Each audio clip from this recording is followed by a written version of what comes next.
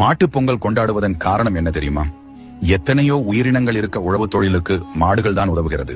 புராணத்தின்படி சிவபெருமான் ஒரு முறை நந்தியிடம், நீ பூலோகத்தில் சென்று அங்குள்ள மனிதர்களை தினமும் எண்ணெய் தேய்த்து குளிக்க வேண்டும், மாதம் ஒரு முறை சாப்பிட வேண்டும் என அறிவிக்கும்படி கட்டளையிட்டார்.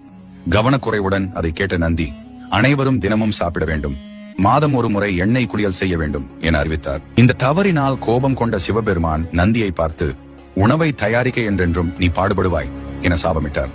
இந்த சாபத்தால் பூமிக்கு வந்த நந்தி மனிதர்களுடன் இணைந்து வயல்களை உழுது மக்களுக்கு அதிக உணவை உற்பத்தி செய்ய உதவி செய்தது. அன்றிலிருந்து மனிதனுக்கு உதவியாயிருந்த மாடுகள் இன்று வரை விவசாயத்தில் பெரும் பங்கு வகிக்கின்றன. வீட்டில் மாடு இல்லாதவர்கள் மாட்டுப் பொங்கல் அன்று சிவன் சந்நிதிக்கு சென்று அங்குள்ள நந்தி பகவானை வழிபடலாம். இந்த ஆண்டு இனிய ஆண்டாக அமைய வேண்டும், கஷ்டங்கள் அனைத்தும் நீங்கி சுபிட்சம் ஏற்பட வேண்டும் என பிரார்த்தனை செய்யலாம். பொங்கலோ பொங்கல், உங்களுக்கு அனைத்து இன்பங்களும் கிடைக்க என் மனமார்ந்த வாழ்த்துக்கள்.